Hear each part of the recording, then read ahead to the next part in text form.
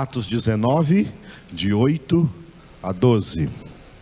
Durante 3 meses, Paulo frequentou a sinagoga, onde falava ousadamente, dissertando e persuadindo com respeito ao reino de Deus.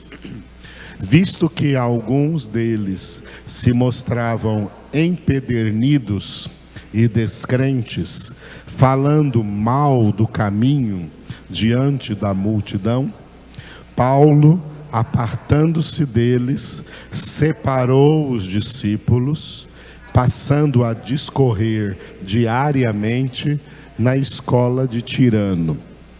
Durou isto por espaço de 2 anos, dando ensejo a que todos os habitantes da Ásia ouvissem a palavra do Senhor, tanto judeus como gregos.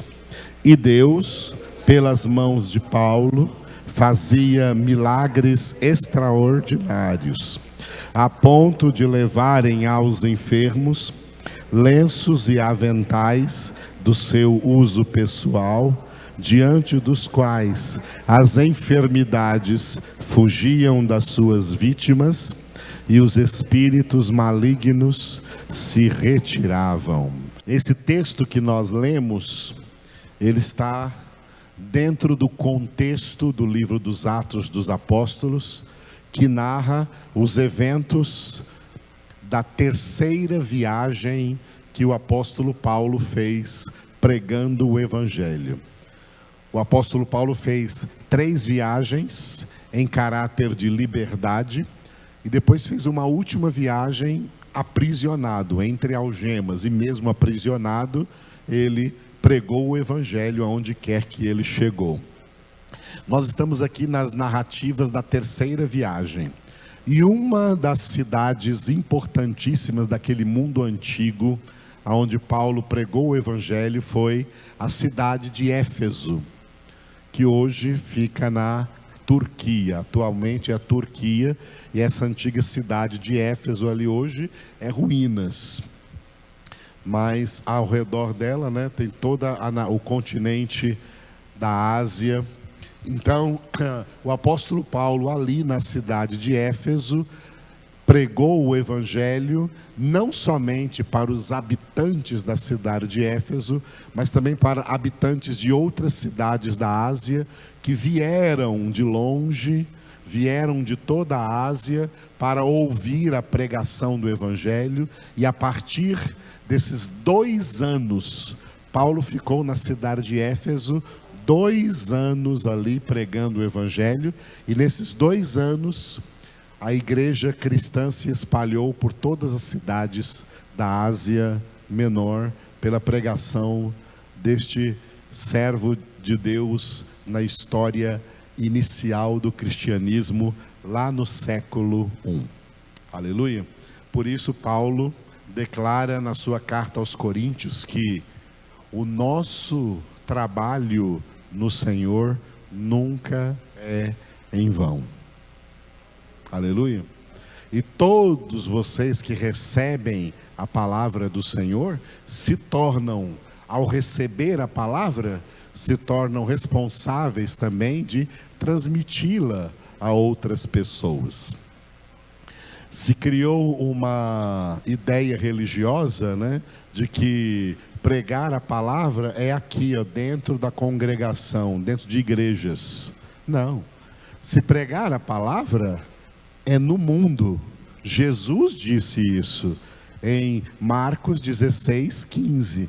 Ide por todo o mundo e pregai o Evangelho a toda criatura, lá no mundo.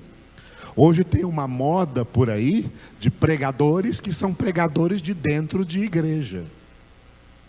Dentro de igreja, a igreja que é o QG, a congregação reunida aqui, é o quartel-general de Cristo, aonde o pastor, no caso aqui eu sou o pastor, entrega para vocês o ensinamento da palavra que vocês têm que pregar lá fora.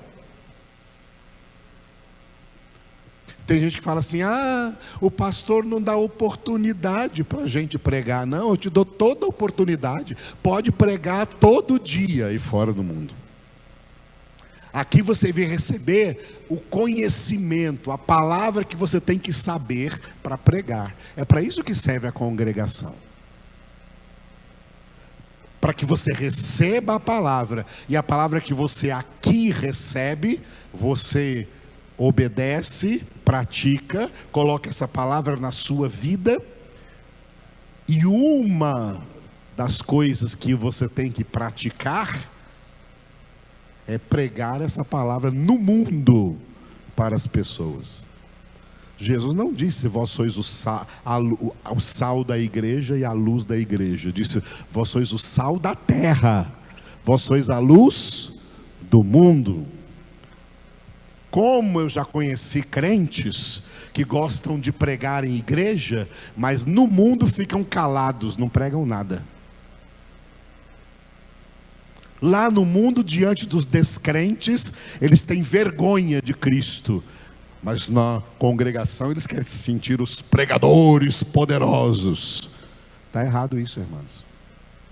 Aqui na congregação você vem receber, aprender, ser formado na palavra, para que ao sair no mundo, é onde você trabalha, é onde você estuda, é onde você mora, é onde você vive em sociedade, ali você pregue o evangelho de Jesus Cristo que você tem recebido aqui na congregação.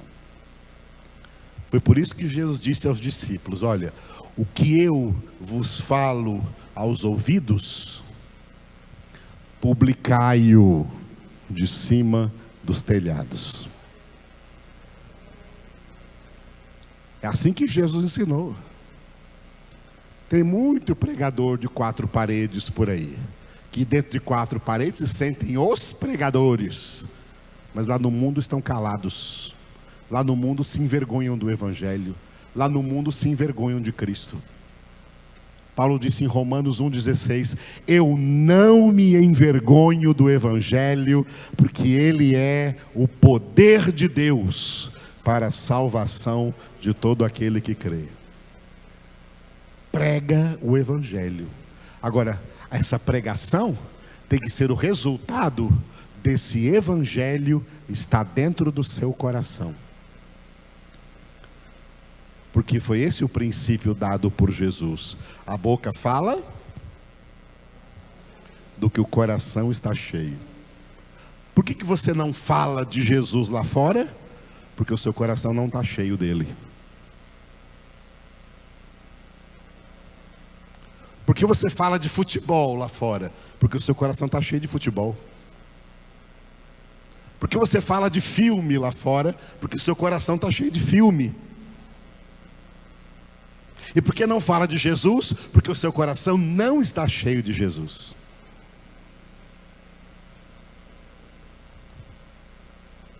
O pastor não me dá oportunidade. Que isso? Isso não existe. Existe evangelho que você vem aqui receber, aprender, encher o seu coração com essa palavra, para que aí fora, no abrir da sua boca, você proclame com sabedoria, com conhecimento, com a direção do Espírito Santo, a palavra de Deus para todas as pessoas, indiscriminadamente, não importa quem sejam e não importa se vão crer ou não crer. Bem claro? Aleluia. Estou vendo a Bruna aqui hoje. Oi, Bruna, tá bom? Quanto tempo, hein? Glória a Deus. Muito bem.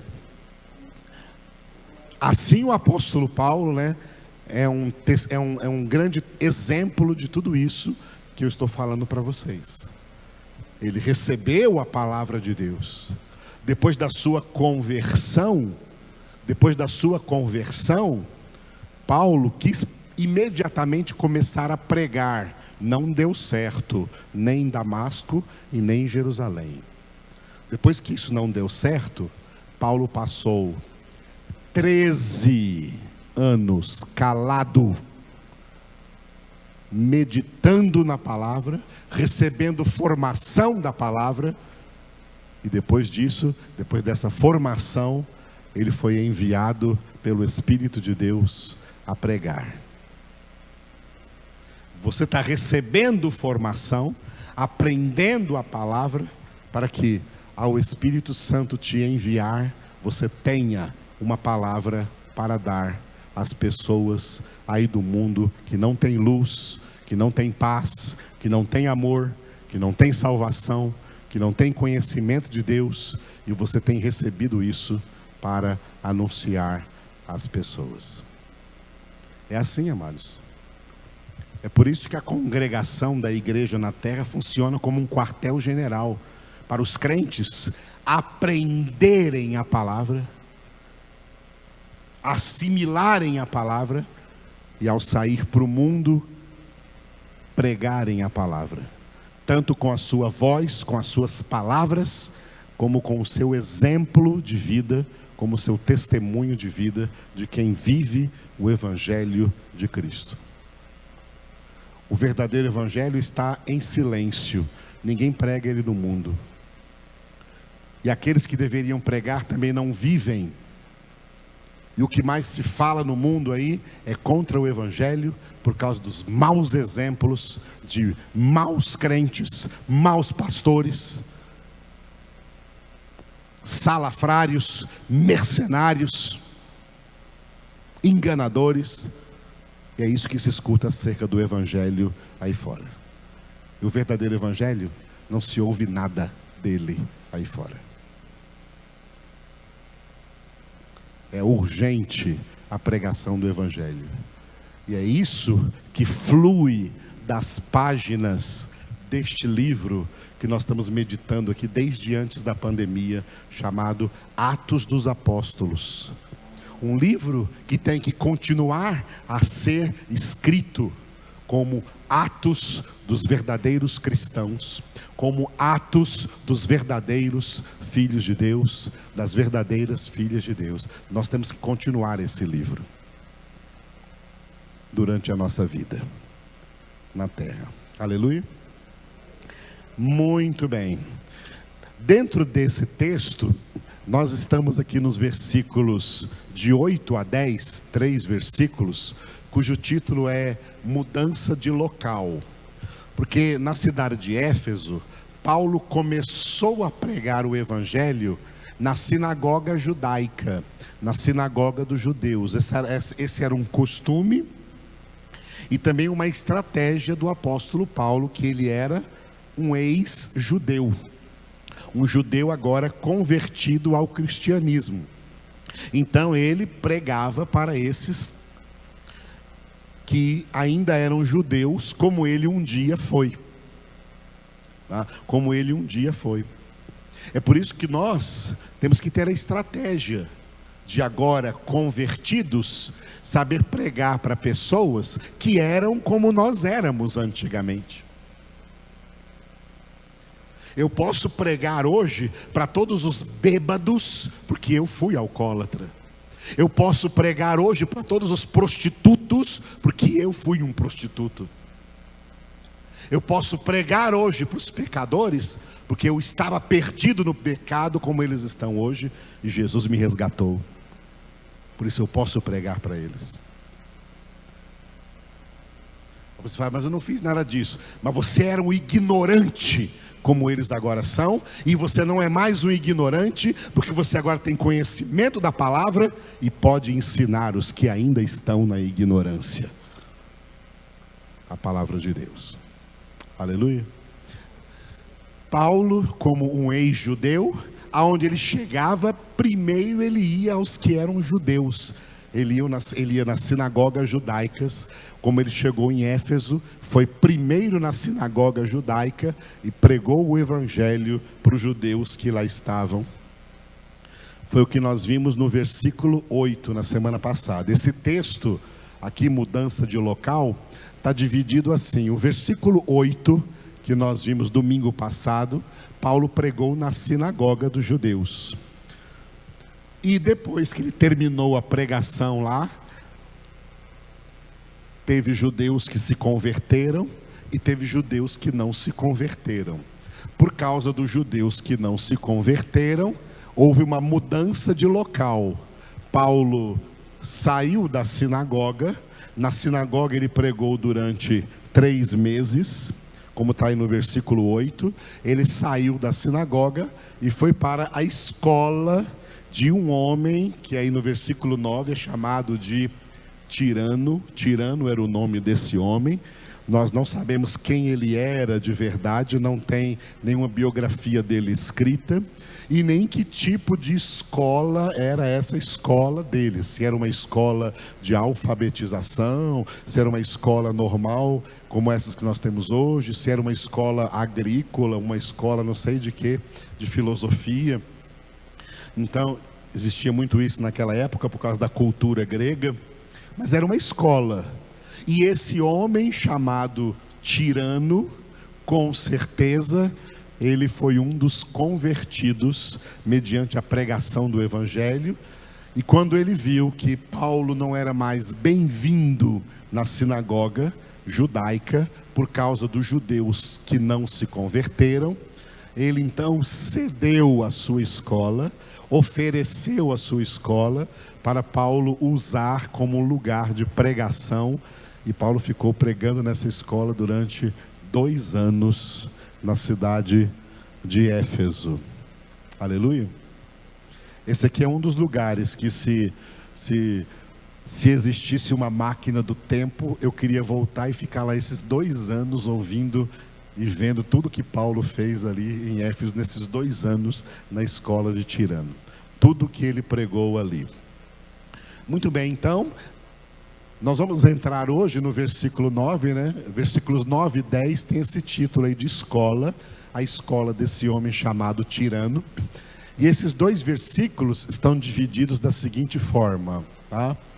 Versículo 9 eu dei o título de escola de Tirano, e versículo 10, a ênfase em que Paulo passou aí, pregando nessa escola e ensinando a palavra de Deus aí, por um período de 2 anos. É importante ler esses detalhes no livro dos Atos dos Apóstolos, porque quando fala que Paulo fez uma viagem, você pensa que foi uma viagem de um fim de semana. Não, as viagens do apóstolo Paulo foram viagens que duraram anos fazendo essa viagem.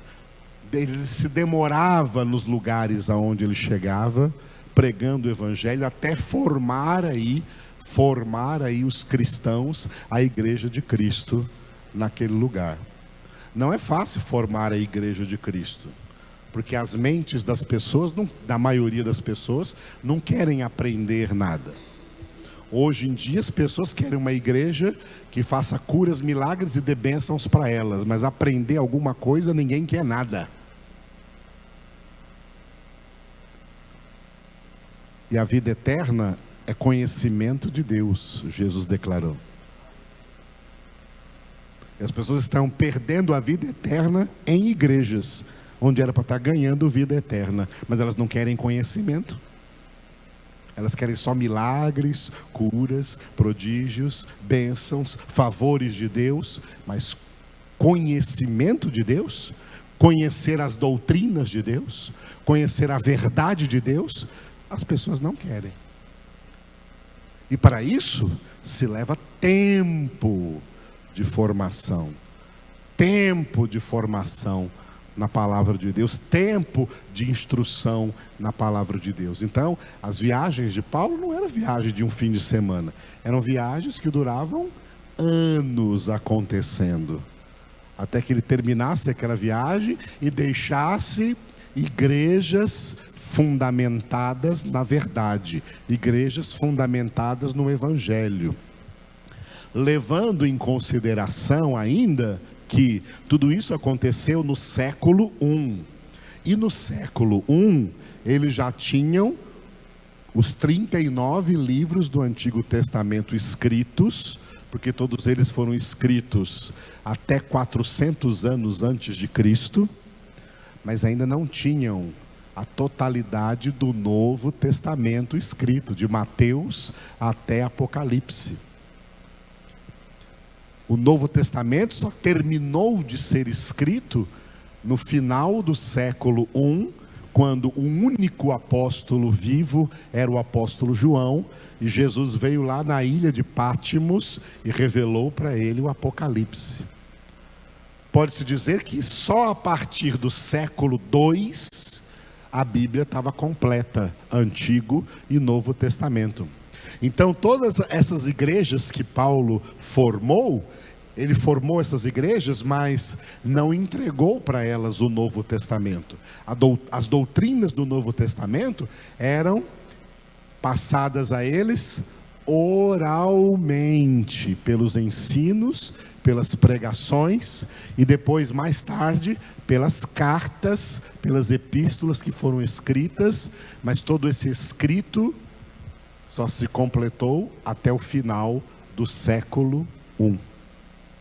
Hoje não. Hoje nós temos a Bíblia completa aqui em nossas mãos. Temos muito mais facilidade do que eles tinham.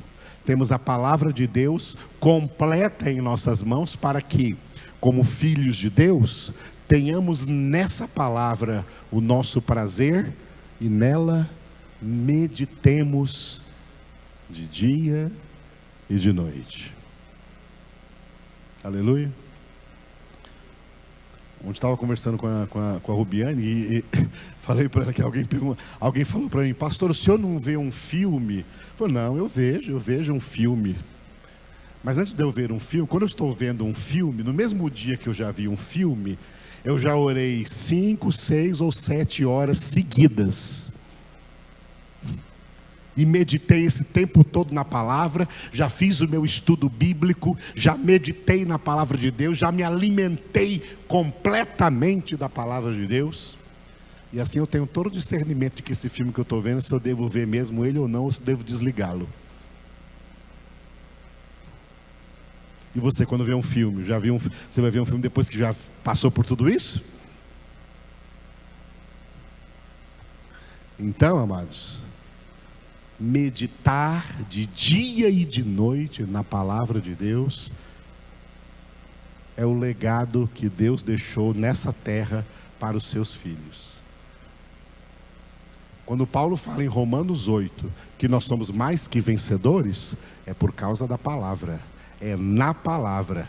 Crentes sem palavra não são mais que vencedores, não. Crentes sem palavra são crentes fracassados, são crentes mais que derrotados. Mais que vencedores é na palavra, firmados na rocha, firmados na palavra, edificados na palavra, porque edificados na palavra, as portas do inferno não prevalecem contra nós. Aleluia. Muito bem. Vamos ficar hoje só com o versículo 9 aí, escola de tirano. Por isso que eu sublinhei ali no final, escola de tirano. Eu vou reler. Visto que alguns deles, dos judeus lá na sinagoga, se mostravam empedernidos e descrentes, falando mal do caminho está com letra maiúscula, diante da multidão, Paulo, apartando-se deles, separou os discípulos, passando a discorrer diariamente na escola de Tirano. Vamos repetir? Visto que alguns deles se mostravam empedernidos e descrentes, falando mal do caminho diante da multidão, Paulo, apartando-se deles, separou os discípulos, passando a discorrer diariamente na escola de Tirano.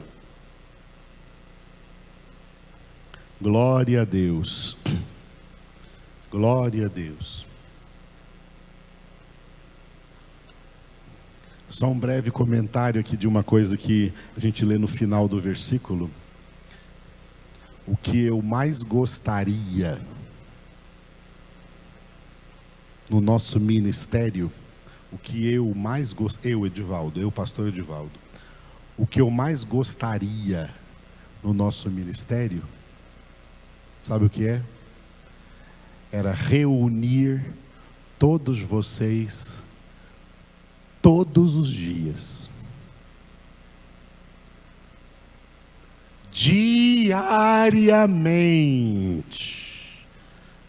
Reunir vocês todos os dias. E ensinar a palavra de Deus. Como isso seria glorioso.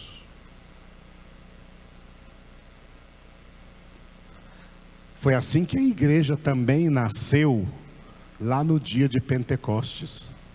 E você lê no capítulo 2 de Atos, estamos aqui no 19, e lá no capítulo 2 de Atos diz que os cristãos se reuniam todos os dias para receber o ensinamento dos apóstolos. Todos os dias eles se reuniam.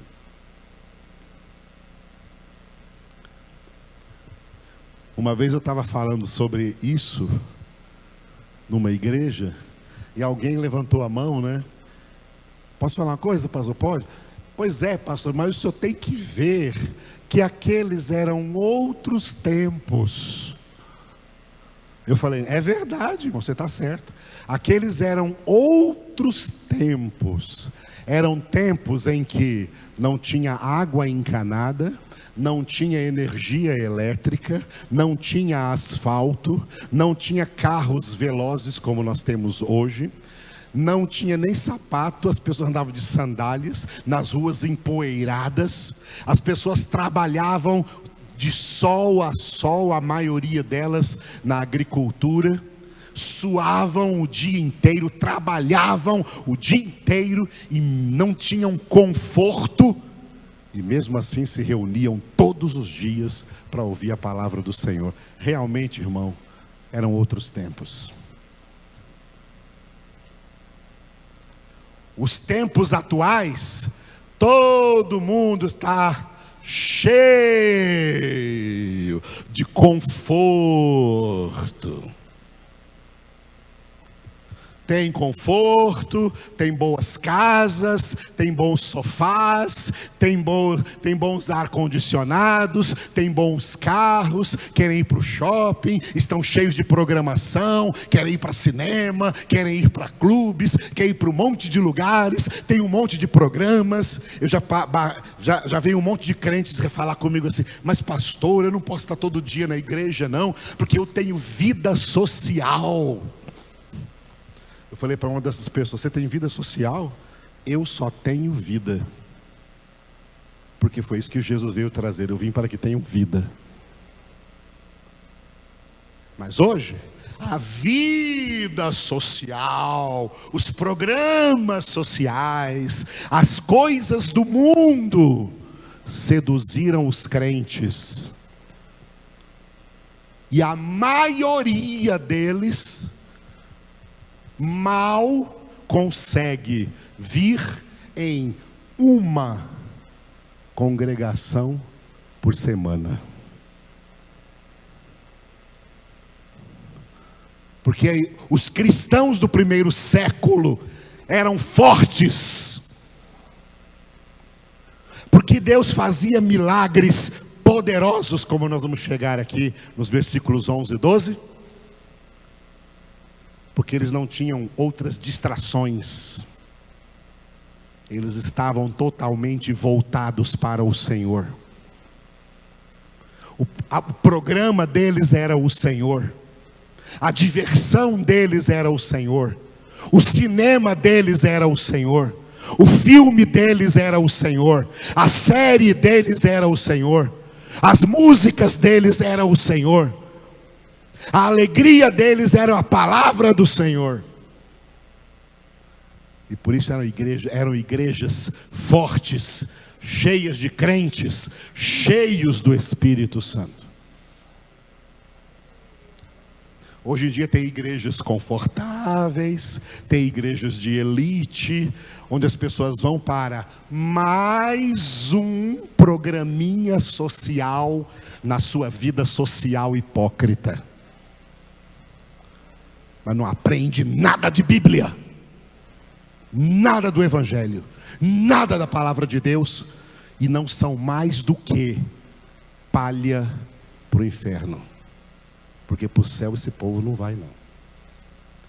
Para o céu vão aqueles que tremem diante da palavra de Deus, porque é para esse tipo de gente que Deus olha, como está em Isaías 66:2.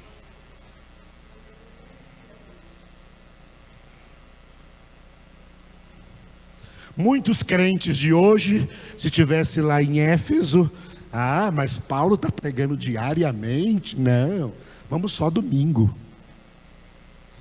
se der. Esse tipo de crente aí, negativo, irmãos.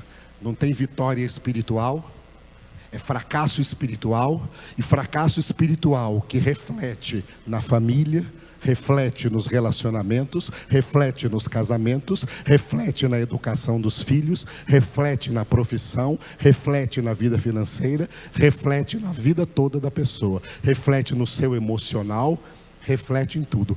É uma cambada de crente doente, crentes espiritualmente leprosos, inativos, parados, indispostos. É palha para o inferno.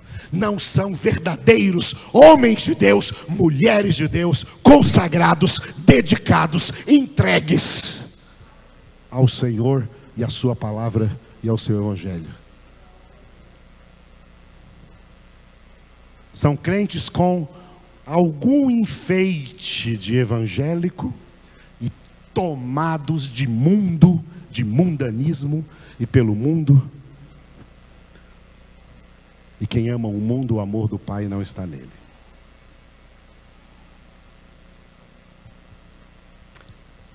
Eu já desisti, eu não consigo fazer isso que eu gostaria de fazer.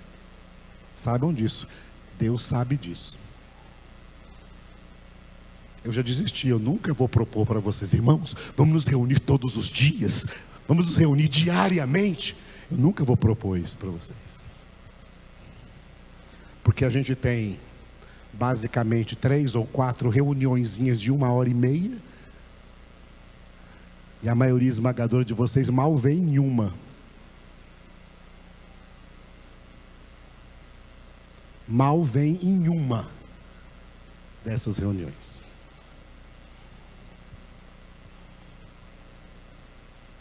Aonde está a sua sede de Deus? Aonde está a sua fome de Deus? Aonde está o seu desejo de Deus? Jesus não chamou todo mundo para Ele, não.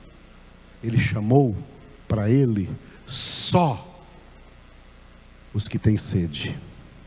João 7,37.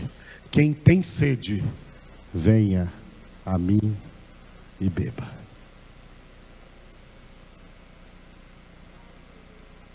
Os crentes de hoje colocam qualquer programa social à frente da palavra, à frente do Senhor e à frente da congregação. Deixa para vir na congregação num dia em que não tenha nada na sua agenda social. Porque a sua agenda social está em primeiro lugar na sua vida, e não Jesus. Vamos ver se a sua agenda social leva você para o céu. Porque só quem leva para o céu é Jesus.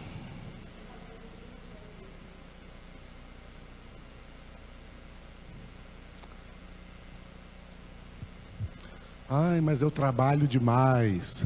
Naquele tempo todo mundo era vagabundo?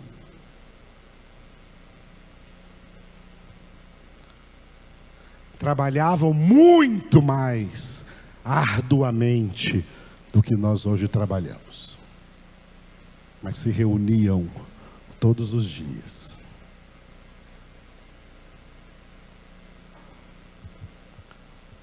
É por isso que Paulo, em 2 anos, conseguiu formar igrejas em todo um continente asiático.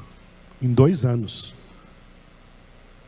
Se ao invés de se reunir diariamente, ele tivesse só uma reunião semanal, ele conseguiria isso em 2 anos? Conseguiria isso em 2 anos? Nunca.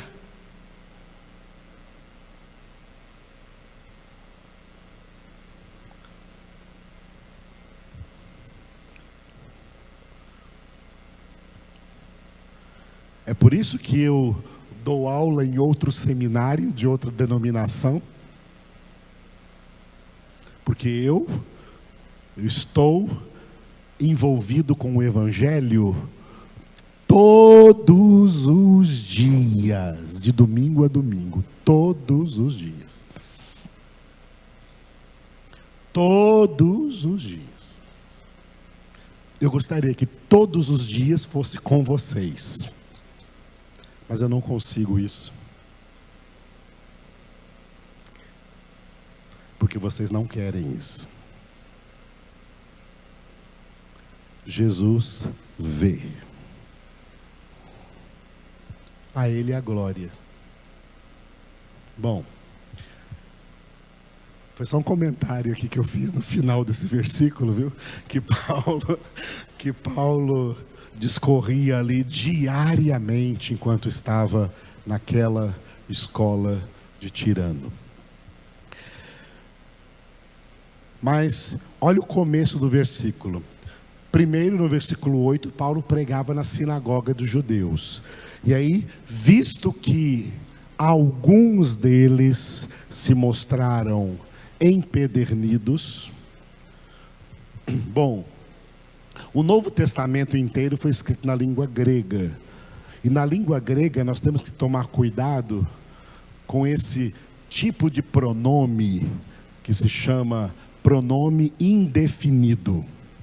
Pronome indefinido são aqueles pronomes que em português a gente fala de algum, alguma, alguns ou algumas. Esse pronome indefinido em português, ele dá uma ideia de poucos. Quando você ouve em português a palavra alguns, a sua mente logo trabalha uma matemática pequena, um número, uma quantidade pequena. Mas não é assim. Quando você lê no Novo Testamento, de Mateus até Apocalipse, quando você encontra essa palavra alguns, na língua grega em que o Novo Testamento foi escrito, esse pronome indefinido não é como em português. Não significa alguns, não significa poucas pessoas. Pelo contrário, significa várias pessoas. Um número indefinido de pessoas. Por isso que é um pronome indefinido. Tá? Você vai encontrar isso, por exemplo, em Hebreus 10, 25. Não deixemos de congregar-nos, como é costume de alguns. Alguns ali não é pouca gente, não. Alguns ali é um número indefinido de pessoas. Esse é o sentido. Então aqui não foram alguns poucos judeus que se mostraram empedernidos e descrentes. E por causa disso Paulo saiu da sinagoga e foi para a escola de Tirano. Foi um bom número, um número indefinido de judeus. E é o que Paulo fez. O que Paulo fez? Paulo se separou deles. Paulo se separou deles. Apartando-se deles, separou os discípulos. Quem eram os discípulos? Os judeus que se converteram, os judeus que creram. E tirou eles da sinagoga e levou eles lá para a escola de Tirano, onde continuou ensinando para eles a palavra de Deus. E os outros judeus ficaram lá na sinagoga cheios de raiva. Agora, tem 3 coisas importantes aqui, que fala como esses judeus que não foram convertidos estavam. Eles se mostravam, primeiro, empedernidos. Segundo, descrentes. E terceiro, falando mal do caminho. Na sua Bíblia, caminho está com letra maiúscula. Esse caminho é Jesus. Jesus disse: eu sou o caminho. E a palavra caminho foi uma das maneiras como a igreja cristã, a doutrina de Cristo, foi denominada naquele primeiro século, naquelas regiões daquele primeiro mundo. O caminho, Jesus é o caminho. Então, Jesus é o caminho. Eu estava fazendo caminhada na rua um dia desses, e aí um carro me parou. Qual é o caminho para o hospital? Que agora tem um hospital ali. Qual é o caminho para o hospital? Eu falei, bom, em primeiro lugar eu quero dizer para você que o caminho para o céu é Jesus. Agora para o hospital você vira ali à esquerda que você vai chegar. A gente tem que aproveitar todos os momentos. É assim que a gente prega no mundo a palavra de Deus. Começa lançando uma semente para as pessoas, para os pecadores. Amém? Muito bem. 3 coisas. Esses judeus estavam se mostrando empedernidos, descrentes e falando mal do caminho. Essas 3 características estão presentes em todos os pecadores na face da terra. Empedernidos vem de pedra, significa endurecidos. Uma pessoa empedernida é uma pessoa de coração duro. É uma pessoa na qual a palavra de Deus não penetra nela. Paulo tentou pregar para eles, mas a palavra de Deus não penetra nela. E não vale para essas pessoas, tá? Aquele ditado popular, né? Água mole em pedra dura, tanto bate até que fura. Isso não acontece não, isso é mentira. As pessoas empedernidas, as pessoas de coração de pedra, o evangelho não penetra nelas. São pessoas empedernidas. E esse endurecimento do coração delas procede, em primeiro lugar, do estado de pecado em que os seres humanos foram gerados, concebidos, gerados e nascidos. Todo mundo vem ao mundo empedernido para o evangelho. Isso é o que o pecado faz na natureza humana. Transforma os homens, transforma as pessoas, pessoas de coração duro. Tem crianças de coração duro, tem adolescentes de coração duro, tem jovens de coração duro, tem adultos, homens e mulheres de coração duro, tem idosos de coração duro, e tem gente que nasceu de coração duro e vai para a cova de coração duro. São empedernidos, e durante a sua vida teve várias oportunidades de ouvir o evangelho, mas o coração estava empedernido, endurecido, e o evangelho não entrou nesse coração. Endurecimento de coração. Esse endurecimento de coração acontece também como uma obra de Deus. Deus endurece corações. Quando Ele faz o quê? Quando Ele faz isso que a palavra de Deus declara: Deus resiste aos soberbos, Ele só dá graça aos humildes. Como Deus resiste os soberbos? Endurecendo-os, para que o seu evangelho de vida eterna não entre neles e eles permaneçam no estado de justa e eterna condenação. Por isso Paulo disse aos Romanos, quando escreveu a carta aos Romanos, capítulo 9, versículo 18, que Deus usa de misericórdia com quem Ele quiser e endurece a quem Ele quiser. E também em Romanos capítulo 11, versículo 7, está escrito que, por causa da eleição, Deus salva os eleitos e os demais ficam endurecidos, empedernidos. A palavra não entra neles. Não entrou? Não entrou. Estão empedernidos.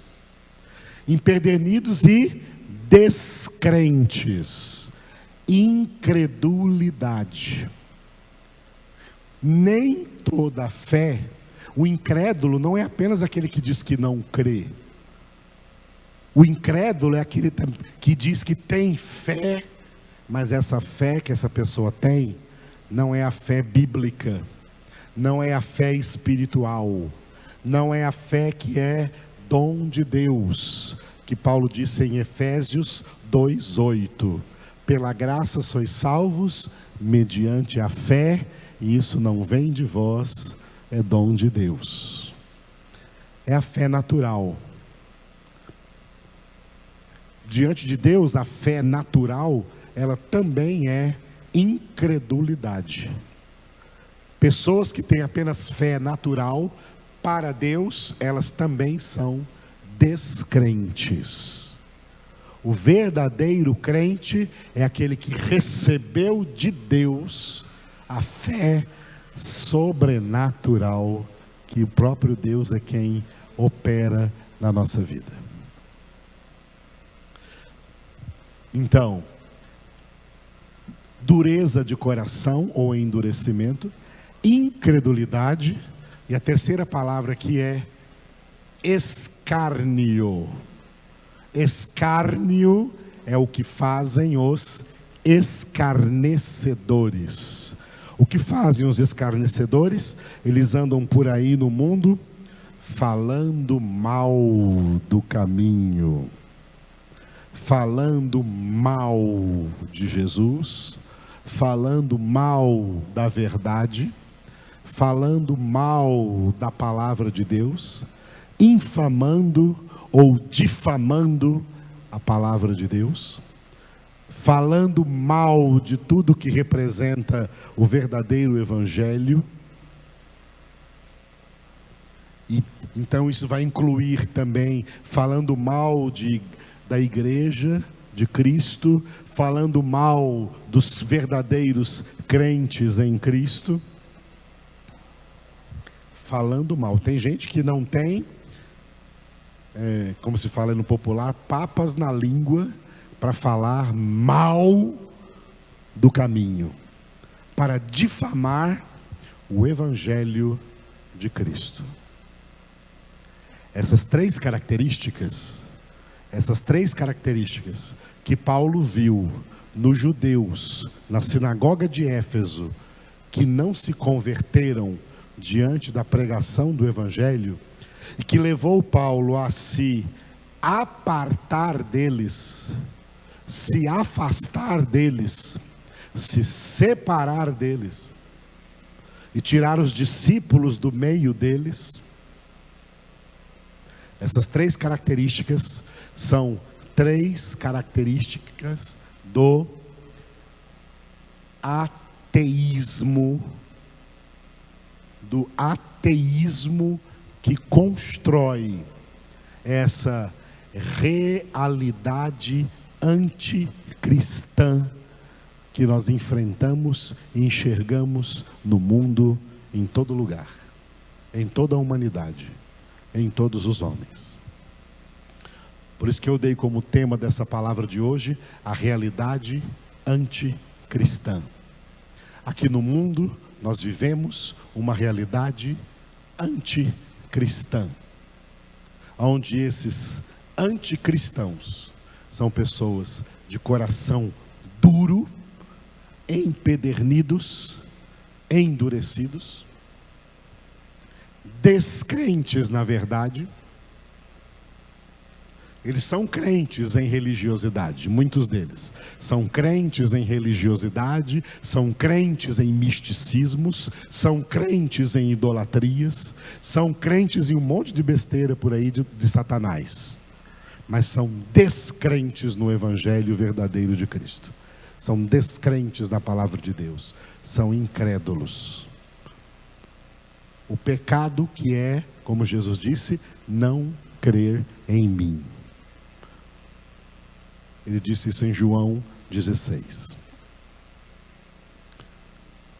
E por essa razão, por serem empedernidos, por serem descrentes ou incrédulos, não tem o menor escrúpulo em usar a sua língua maligna para falar mal do nosso Salvador e do seu Evangelho e da sua doutrina e da sua palavra. São escarnecedores. Nós estamos vivendo em um mundo que vai, cada dia que passa, se afirmando como um mundo ateu, uma sociedade ateísta. O ateísmo está inclusive nas escolas, nas faculdades, fazendo a cabeça de crianças, adolescentes e jovens, formando médicos ateus, advogados ateus, engenheiros ateus, dentistas ateus, cientistas ateus. O ateísmo está nos filmes, nas séries, nos desenhos de crianças, nas músicas. O mundo que nós vivemos está poluído, contaminado de ateísmo. E os homens cada vez mais empedernidos, descrentes e falando mal de Cristo, da palavra, da verdade, do caminho. Essa é a realidade que nós vivemos. E essa realidade, ela, de acordo com a Bíblia, ela vai piorar até que venha a grande tribulação, até que venha a segunda vinda de Jesus. E é por isso que o Espírito Santo e a noiva de Jesus, a sua igreja, clamam juntos: vem. Vem, Senhor Jesus. Muito antes de Cristo, o rei Davi já escreveu em um dos salmos, quando viu a realidade do mundo daquela época, ele fez a pergunta: destruídos os fundamentos, o que poderá fazer o justo? Se Davi fez essa pergunta lá naquela época, qual é a pergunta para hoje? A pergunta para hoje é a de Jesus, que perguntou nos evangelhos: quando vier o Filho do Homem, achará fé sobre a terra?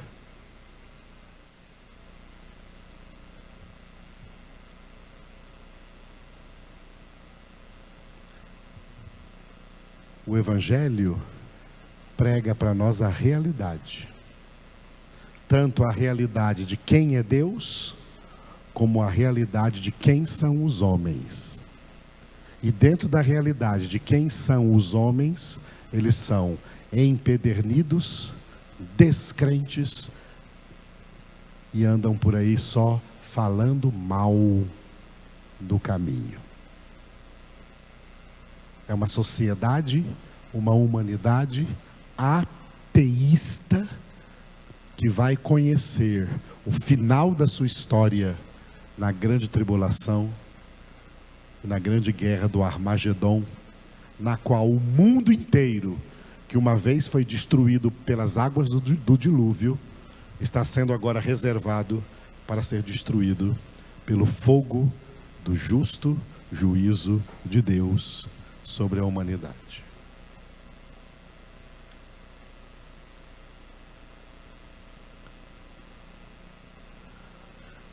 Depois dessa palavra, sem eu falar nada, você devia vir aqui na frente todo chorando e dizendo: pastor, vamos reunir todos os dias.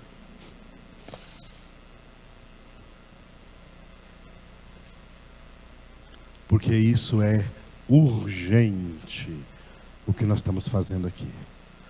O que nós estamos fazendo aqui nessa noite é a coisa mais importante que se poderia fazer diante dessa realidade presente e atual no mundo. Foi por isso que Jesus disse: sem mim nada podeis fazer.